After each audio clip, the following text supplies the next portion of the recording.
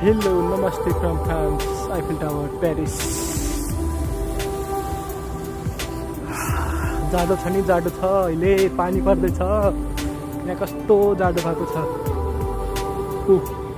Eiffel tower हेर्ने होइन त, पेरिस आएर हेर्नु त। यहाँ हामी ठ्याक्कै आइफेल टावरको तल छ।